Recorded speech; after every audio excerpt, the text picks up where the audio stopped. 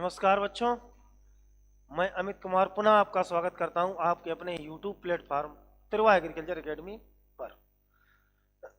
तो आप लोग स्क्रीन देख रहे होंगे, लिखा होगा कि एग्रोनॉमी सब्जेक्ट में कैसे लाएं अधिकतम अंक।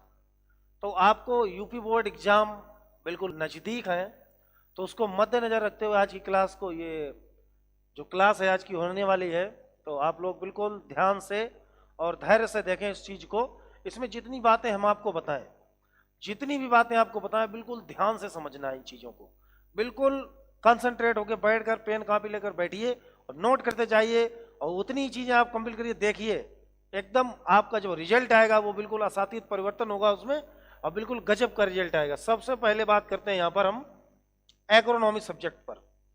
अब देखिए, जो एग्रोनॉमी सब्जेक्ट है, एग्रोनॉमी जिसे हम सस्य विज्ञान कहते हैं, इसमें मुख्यतः आपको जो मुख्य बातें हैं वो मुख्य बातें क्या देखिए। मुख्य बातें, एक तो आपको सबसे पहले लगभग 6 क्रॉप तैयार करनी है। क्या? 6 फसलें आपको तैयार करनी है, जो कि आपकी परीक्षा में कुछ इंस्ट्रक्शंस दिए जाते हैं, कुछ शीर्षक दिए जाते हैं, उनके आधार पर आपको लिखना पड़ता है।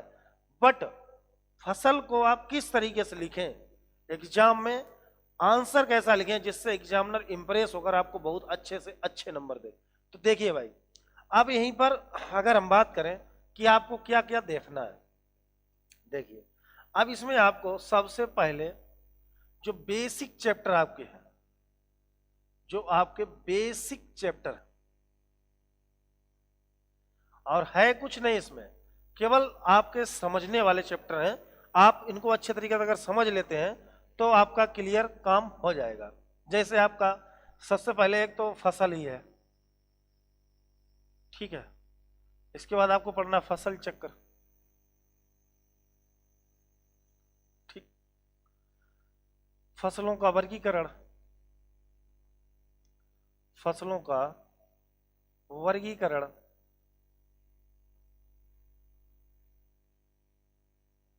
खाद उर्वरक,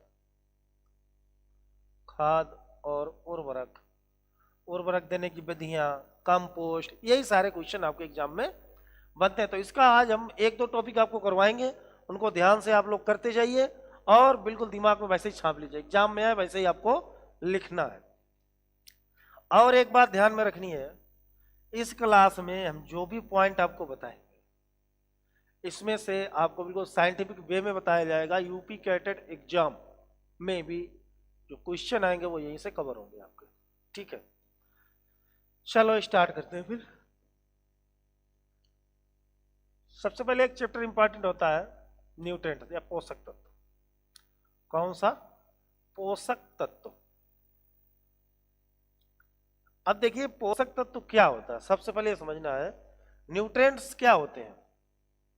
अब देखिए पोषक तत्व क्या होते हैं, इनको हम लोग फ्रेमवर्क में पढ़ेंगे। बिल्कुल कहने की बात, इनकी आवश्यकता, इनकी आवश्यकता, इनकी जो आवश्यकता होती है वो पौधों को कम या अधिक मात्रा में होती है। इनकी आवश्यकता पौधों को कम या पौधों को कम या अधिक मात्रा में होती है। इनकी आवश्यकता पौधों को कम या अधिक मात्रा में होती है, कम या अधिक मात्रा में होती है। एक तो बात यह हो गई कि पोषक तत्वों की आवश्यकता पौधों को क्या या तो कम मात्रा में होगी या अधिक मात्रा में होगी। दूसरी बात यहीं से अगर हम करें, दूसरी बात एक याद रखने वाली, इनकी कमी से, अगर इनकी डिफिशियंसी है, इनकी कमी से पौधों की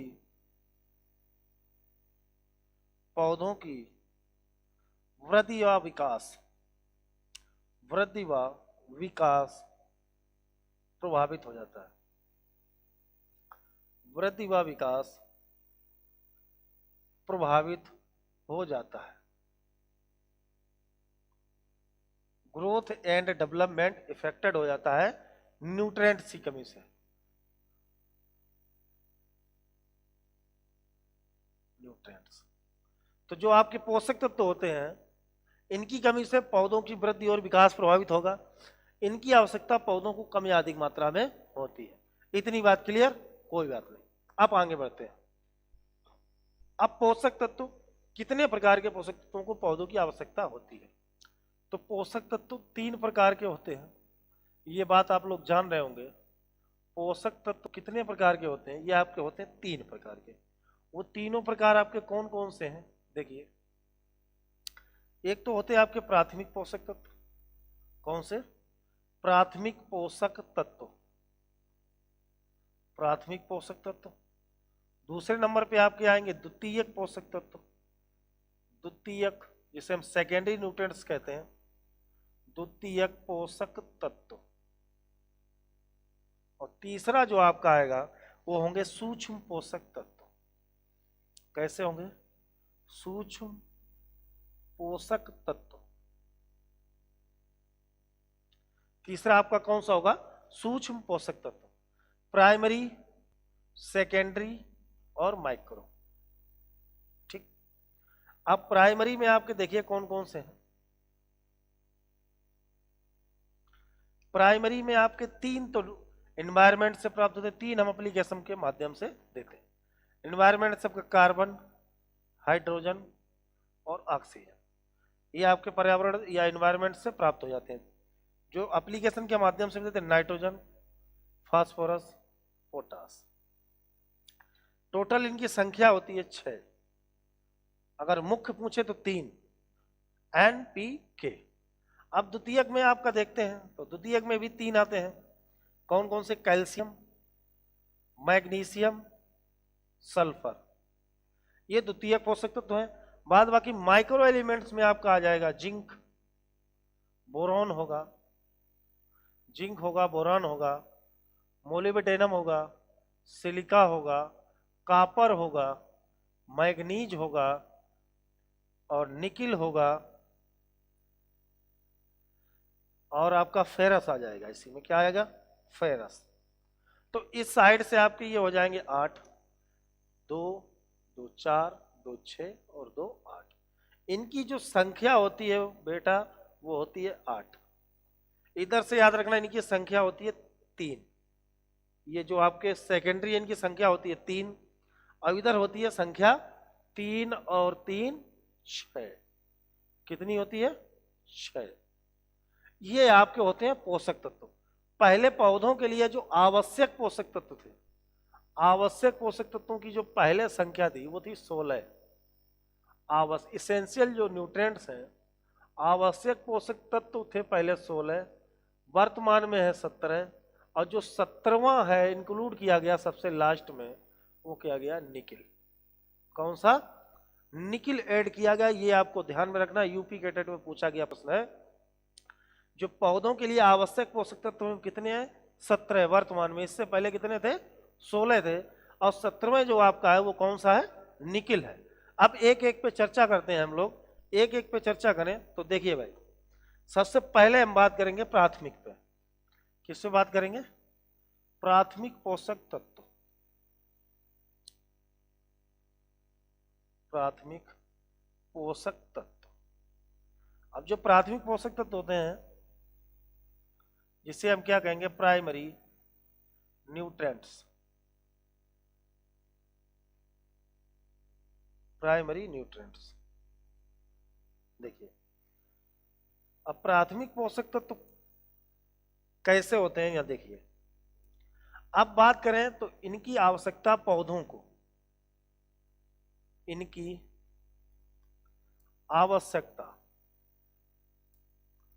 इनकी आवश्यकता पौधों को, इनकी आवश्यकता पौधों को अधिक मात्रा में होती है, अधिक मात्रा में होती है,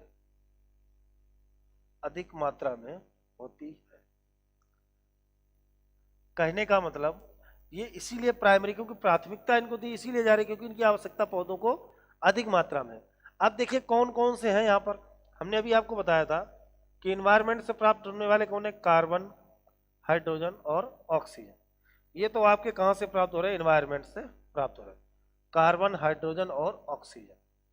इतनी बात क्लियर। इन तीनों को याद रखना है। ये कहाँ से, वायुमंडल से आपके प्राप्त होते हैं, वायुमंडल से, वायुमंडल से प्राप्त होते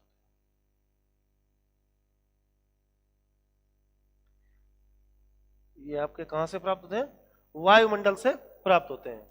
इसके बाद जो आपके और बचे हुए तीन हैं, बचे हुए जो तीन हैं, इनको हम खाद और उर्वरक के माध्यम से देते हैं। एक आपका हो गया नाइट्रोजन, एक हो गया फास्फोरस, एक हो गया पोटास। तो ये क्या है आपका नाइट्रोजन, ये आपका हो गया फास्फोरस, नाइट्रोजन हुआ, फास्फोरस हुआ, इधर आपका क्या हुआ, पोटास। ये तीन ऐसे हैं, इनको हम किन माध्यम से देते हैं, खाद और उर्वरक के माध्यम से इनको हम देते हैं।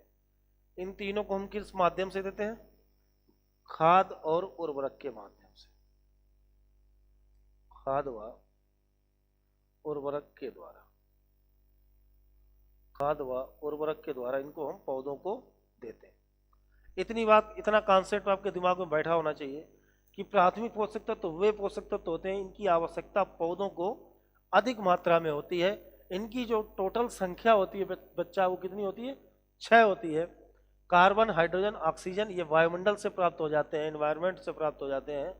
बाद बाकी नाइट्रोजन, फास्फोरस और पोटास, नाइट्रोजन, फास्फोरस और पोटास को हम किस माध्यम से देते हैं, खाद व उर्वरक के माध्यम से देते हैं। इतनी बात क्लियर। बात क्लियर हो तो आगे बढ़े। अब यहीं से छोटी छोटी बातें और याद रख लेना आपको। कभी कभी इनका फंक्शन भी आपको आना चाहिए, नाइट्रोजन का, फास्फोरस का और पोटास का। ठीक है, नाइट्रोजन, फास्फोरस और पोटास। नाइट्रोजन का कार्य जो होता है, इसका जो कार्य होता है, इसका जो फंक्शन है, फंक्शन, अब फंक्शन हम इसके सारे बराबर में लिखेंगे, कोई दिक्कत नहीं। इसका जो कार्य होता है, ग्रोथ एंड डेवलपमेंट। क्या होता है, ग्रोथ एंड डेवलपमेंट,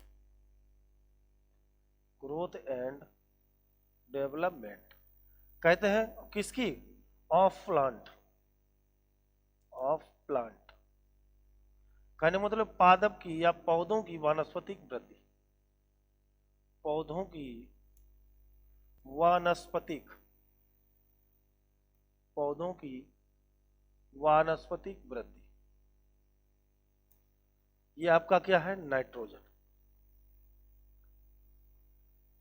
नाइट्रोजन। बात क्लियर। नाइट्रोजन का कार्य क्या होता है, आप पौधों की वानस्पतिक वृद्धि, vegetative growth of plant, vegetative growth of plant, in nitrogen का कार्य है। अगर बात यहीं पर करें हम फास्फोरस की, तो यहीं पर अगर हम बात कर लें फास्फोरस की, तो फास्फोरस क्या करता है, इसका कार्य होता है रूट फॉर्मे, रूट डेवलपमेंट। क्या होता है, रूट डेवलपमेंट, रूट डेवलपमेंट कहने का मतलब जड़ों, जड़ों का विकास, जड़ों की वृद्धि, जड़ों की वृद्धि व विकास, जड़ों की वृद्धि व विकास इसका कार्य होता है। यहीं से अगर हम बात करें पोटास की, तो याद रखना पॉइंट, पोटास का जो कार्य होता है ये यहां पर हो जाएगा पोटास। इसके 2-3 कार्य याद रखना आप लोग। पोटास, पोटास में याद रखना है कि ये क्या करता है, चमक, ब्राइटनेस लाता है, चमक। अब चमक काय में लाएगा, पौधे के तने में भी चमक लाएगा, पत्ती में भी लाएगा और आपका दाने में भी लाएगा, ग्रेन में। बाद बाकी जब पोटास की कमी नहीं होगी, प्लांट चमकदार होगा, पत्तियां चमकदार होगी, पौधा मजबूत होगा। और जब मजबूत होगा तो इसके अंतर्गत कीट व रोग रोधिता भी आएगी, कीट व रोगों के प्रति, कीट व रोगों के प्रति सहनशीलता, कीट व रोगों के प्रति सहनशीलता।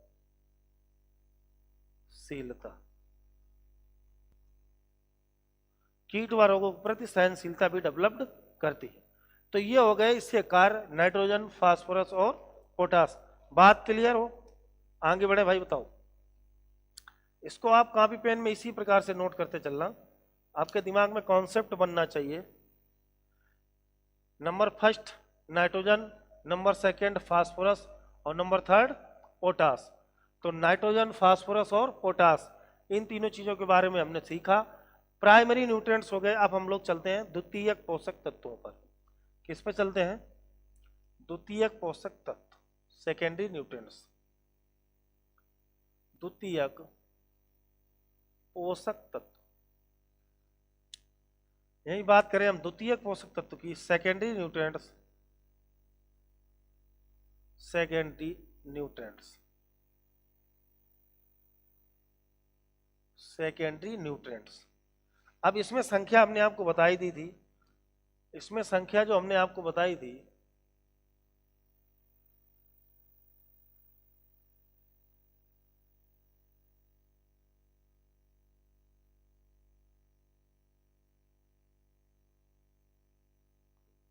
द्वितीयक पोषक तत्व, इसमें आपके कौन कौन से हैं? एक तो हमने आपको बताया कैल्शियम, एक मैग्नीशियम और एक सल्फर। तो पहला कौन सा है? कैल्शियम। दूसरा आपका कौन सा है? मैग्नीशियम। दूसरा आपका आ जाएगा मैग्नीशियम। तीसरा आप आएगा सल्फर।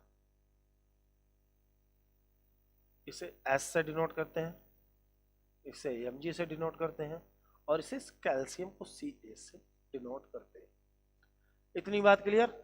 अब बात यहीं से करें कि कैल्शियम, तो कैल्शियम का कार्य क्या होता है? ध्यान से सुनिए। इसका काम होता है सेल डिवीजन। सेल डिवीजन कहने का मतलब कोशिका विभाजन। क्या करता है? कोशिका विभाजन। तो इसका कार्य होता है कोशिका विभाजन। यहीं से अगर हम एक बात ध्यान दें, तो जितने भी ट्यूबर क्रॉप्स होती हैं आपकी, क्या होती हैं? कंद वाली फसलें। उनके ग्रोथ के लिए ये बहुत आवश्यक होता है। आलू हो गया, शकरकंद हो गया, शलजम हो गया, ये सब। यहीं पर एक बात याद रखना कि कंद वाली फसलों में, कंद वाली क्रॉप में कंद का साइज, कंद का आकार बढ़ाने में सहायक, कंद का आकार बढ़ाने में सहायक। इतनी बात आपको याद रखनी। जितनी भी कंद वाली फसलें हैं उसमें कंद का साइज होता है, उसे इंक्रीज कर देता है, इंप्रूव्ड करता है, अच्छा बनाता है। क्योंकि कैल्शियम सीधी सी बात कह रहा है कोशिका विभाजन। जब कोशिकाएं बढ़ेगी तो कंद का आकार भी बढ़ेगा। बात क्लियर? अब देखते हैं मैग्नीशियम। देखिए मैग्नीशियम, सीधी सी बात याद रखना, ये क्लोरोफिल के निर्माण में सहायक है। क्लोरोफिल के निर्माण में, क्लोरोफिल के निर्माण में, क्लोरोफिल के निर्माण में सहायक, क्लोरोफिल के निर्माण में सहायक। प्रकाश संश्लेषण संबंधी जितनी क्रियाएं होती हैं वहां इसका यूज होता है। इसके बाद बात करते हैं सल्फर। तो सल्फर में 2-3 पॉइंट याद रखना। एक तो क्या करता है, ये स्पर्शी फफूंदनाशी। क्या है? स्पर्शी फफूंदनाशी, कहते हैं contact fungicide. Contact fungicide, contact fungicide. एक तो ये क्या है? कॉन्टैक्ट फंगीसाइड है, तो ये फफूंदनाशक का भी कार्य करता है, फफूंद को मार देता है। और तिलहनों में, तिलहनी फसलों में, तिलहनी फसलों में तेल की मात्रा, तिलहनी फसलों में तेल की मात्रा को, तिलहनी फसलों में तेल की मात्रा को बढ़ा देता है, बढ़ा देता है। इतनी बात आपको ध्यान में रखना है। कैल्शियम, मैग्नीशियम, सल्फर, CaMgS, ये 3 आपके हैं द्वितीयक पोषक तत्व। बात क्लियर? इसको इसी प्रकार से नोट करते चलना है। बिल्कुल। अब बात करते हैं, तीसरे पे बढ़ते हैं हम लोग। तीसरा आपका है सूक्ष्म पोषक तत्व। कौन सा है? सूक्ष्म पोषक तत्व। सूक्ष्म पोषक तत्व जिसे कहते हैं माइक्रो एलिमेंट्स या माइक्रो न्यूट्रिएंट्स। Micro nutrients. अब बात करें माइक्रो न्यूट्रिएंट्स क्या होते हैं, तो सबसे पहली बात ये याद रखना है, इनकी आवश्यकता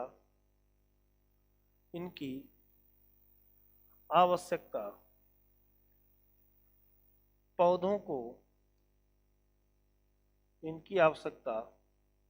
को अल्प मात्रा में होती है। पौधों को अल्प मात्रा में होती है। इनकी आवश्यकता पौधों को किस मात्रा में होती? अल्प मात्रा में होती। दूसरी पॉइंट एक यहीं से और याद रखना है, यदि इसकी कमी हो जाए, यदि फसल में इनकी कमी हो जाए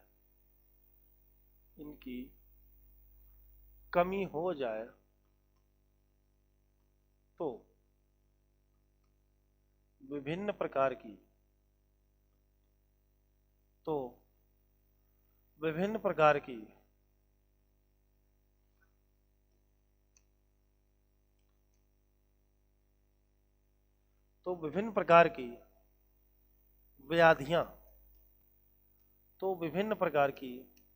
व्याधियां दिखाई देने लगती हैं। विभिन्न प्रकार की व्याधियां दिखाई देने लगती हैं। कहने का मतलब विभिन्न प्रकार की कमियां पौधों में दिखने लगती हैं यदि सूक्ष्म पोषक तत्वों की कमी हो जाती है। अब देखो यहां से जो सूक्ष्म पोषक तत्व है उनको समझना है कि सूक्ष्म पोषक तत्व हैं कौन कौन से। तो सूक्ष्म पोषक तत्व कौन कौन से, इधर देखिए भाई।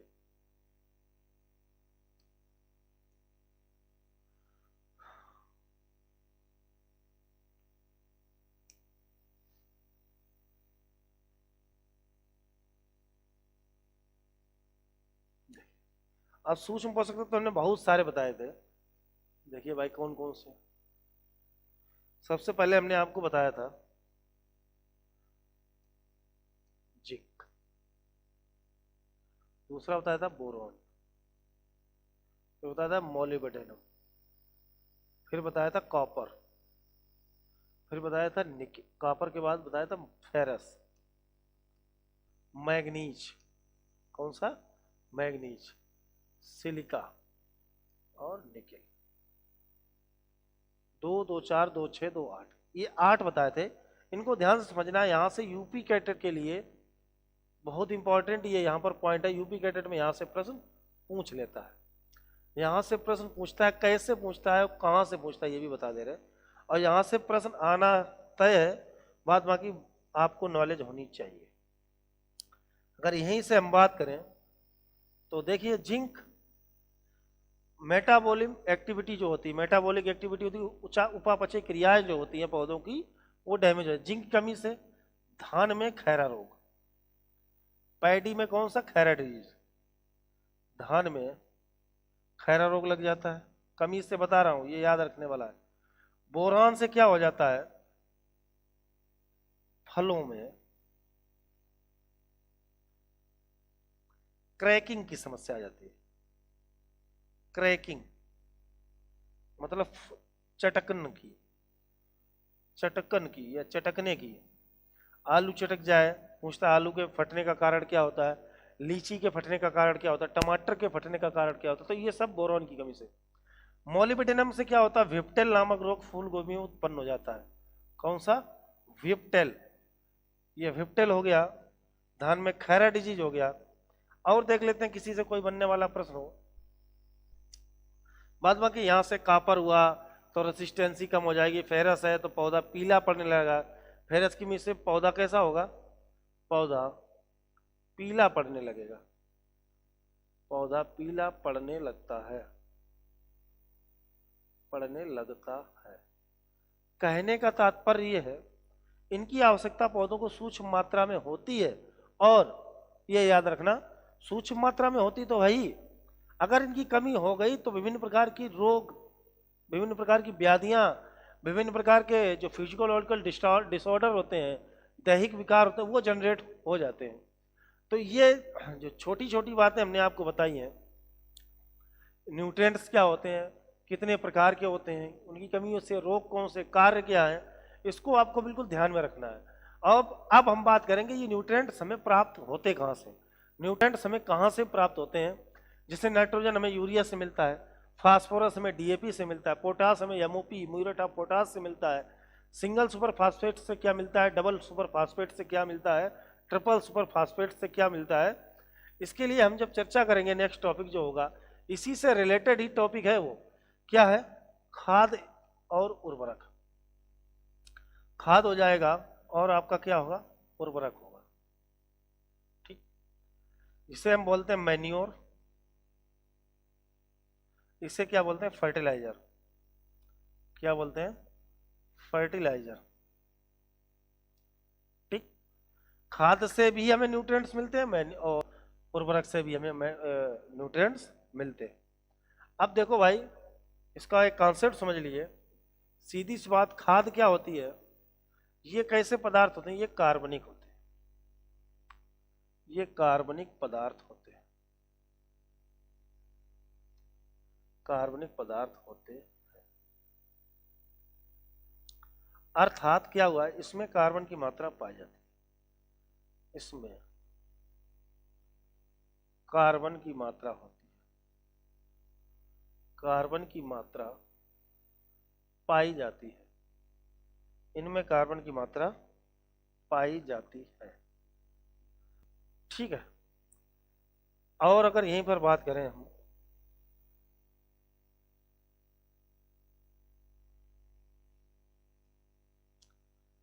यहीं पर अगर नेक्स्ट और यहीं पर बात कर लें,